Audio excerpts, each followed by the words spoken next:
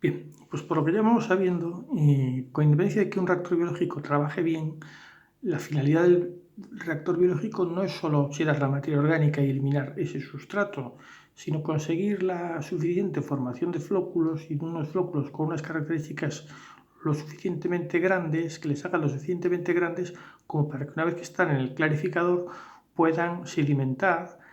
y por un lado facilitar el tránsito del agua clarificada, debidamente clarificada, al efluente, vertiendo por el vertedero del decantador, y el fango en una primera sedimentación zonal o en bloque y una tercera y una segunda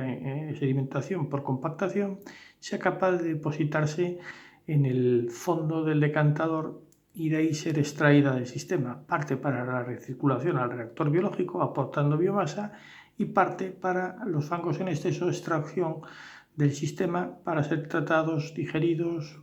o deshidratados. Si las bacterias no estuviesen formando flóculos, pasarían al efluente. Ahí juegan un papel muy importante los protozoos porque aquellas bacterias, que son pocas afortunadamente, que quedan libres, pues antes de que pasen al efluente y sean vertidas, pues los propios protozoos consiguen en calidad de depredadores su eliminación. Las bacterias floculan gracias a dos tipos de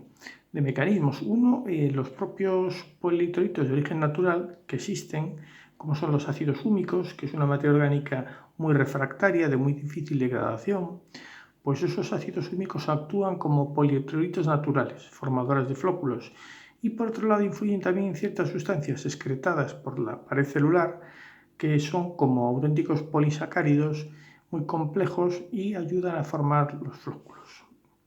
Estas bacterias, que son capaces de segregar este tipo de polisacáridos o polímeros naturales, lo que hacen las convierten en bacterias formadoras de flóculos. Por lo tanto, tenemos dos tipos de bacterias, tanto a nivel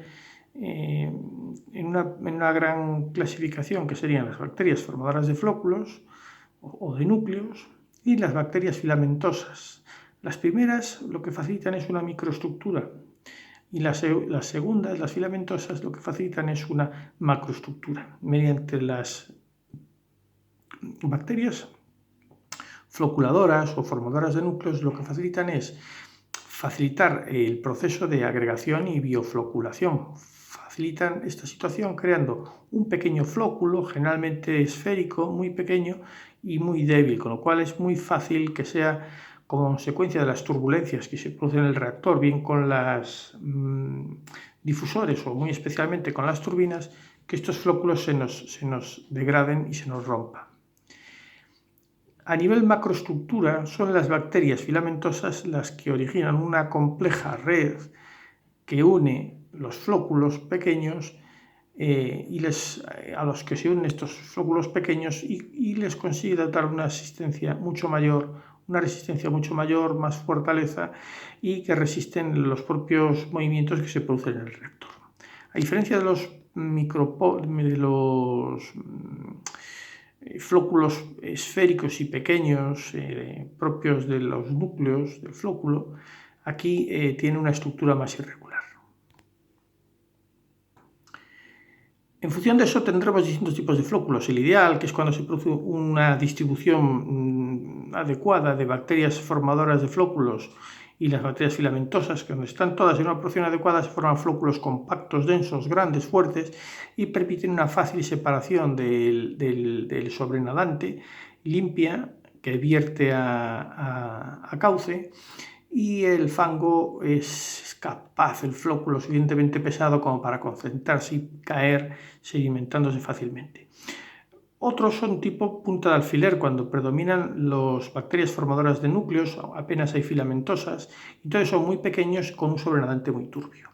Las tipo bulking, que es todo lo contrario, cuando predominan las bacterias de tipo filamentosa, y lo que hacen son flóculos muy grandes, muy filamentosos, muy grandes, muy fuertes, pero con muy poco peso y que son difícil su sedimentación. Tiene un sobrenadante extremadamente claro, se da esa paradoja. Los problemas que se pueden producir como consecuencia de la proliferación de uno u otro tipo de bacterias, en predominio de uno de los dos tipos, Pues es el crecimiento disperso, es cuando no se produce esa formación de microestructuras en los flóculos, no se producen esos núcleos del flóculo, con lo cual se vierte turbiamente por el efluente. El bulking viscoso es cuando se produce un fallo en la microestructura, precisamente por un exceso de polímeros extracelulares. Son tantos esas bacterias formadoras de núcleos, es tanto el exceso de polímeros que se produce que adquiere un aspecto mucilaginoso, gelatinoso, toda esa materia extracelular y se origina problemas en la sedimentación. Entonces se acaba no sedimentando y vertiéndose sin tratar adecuadamente el agua. Los flóculos punta de alfiler es cuando no hay bacterias filamentosas o hay muy pocas bacterias filamentosas, entonces los flóculos son muy débiles, se rompen y además son muy pequeños, con lo cual se arrastran por el efluente, dando un vertido con una naturaleza muy turbia, originando una gran concentración de sólidos de suspensión. Y por último tenemos otro tipo de bulking, también conocido como el esponjamiento. Tenemos algunos casos más, pero el filamentoso es cuando abunda la presencia de filamentosas que provoca que incluso pueda arrastrar la manta de fangos desde el fondo, impide la sedimentación y la compactación adecuada y puede arrastrar a toda la manta de fangos a la altura del vertedero vertiéndolos. Este predominio hace que no abunden los núcleos y predominen los flóculos muy grandes pero muy poco pesados. La flotación de fangos se suele dar cuando se produce un exceso de nitrógeno gaseoso, como consecuencia de los procesos de desnitrificación, que en su avance desde el fondo hasta arriba puede arrastrar esas pequeñas burbujas de gas que se ven en el decantador secundario, arrastra fangos y acaban flotando, ¿no? Y el foaming o espumamiento es cuando, sobre todo producido por la nocardia o la parvicela, lo que originan estos tipos de filamentosas que predominan tienen unas superficies hidrofóbicas y lo que hacen es que situándose en las superficies de las burbujillas de aire ascienden a la superficie y forman unas espumas, pero que pueden llegar a superar hasta los 20-30 centímetros de altura. Los factores de crecimiento de las filamentosas es cuando, por ejemplo, no estamos recirculando adecuadamente el fango y es lo que nos da problemas en el reactor. Generalmente es bien por un bajo pH o un nivel contenido, un bajo concentración de oxígeno, pero casi siempre es por una baja carga másica o lo que es lo mismo una elevada edad del fango. No recirculo, tardo mucho en recircular, estoy recirculando menos de lo que debiera. Si asumimos lo que decimos, una baja concentración de oxígeno disuelto o una presencia de iones sulfuro, déficit de nutrientes o bajo pH, me origina el predominio de las bacterias filamentosas. Un parámetro para evitar que esto ocurra y que se utiliza mucho porque su rapidez es muy inmediata es el test que se conoce como el test de la V30, que es en una probeta de medio litro se introduce una muestra que hemos cogido del reactor biológico, se empieza a cronometrar y a los 30 minutos vemos el fango que me ha sedimentado en el fondo de la probeta. Y eso lo voy anotando. Y así, a base de el operador controlando su hoja de ruta, sabe perfectamente si se encuentra en los niveles apropiados o no apropiados.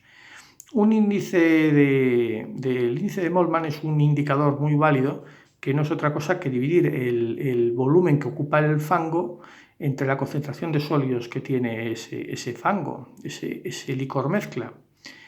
Se recoge en la probeta, yo veo a los 30 minutos qué volumen de fango está ocupado, como conozco la concentración de sólidos en suspensión del reactor biológico, que la calculo, porque yo la fijo más o menos en torno a 2000, 2200 según los datos de diseño, y si el índice de Mollmann está por debajo de 150, puedo asegurar que tiene una buena decantabilidad.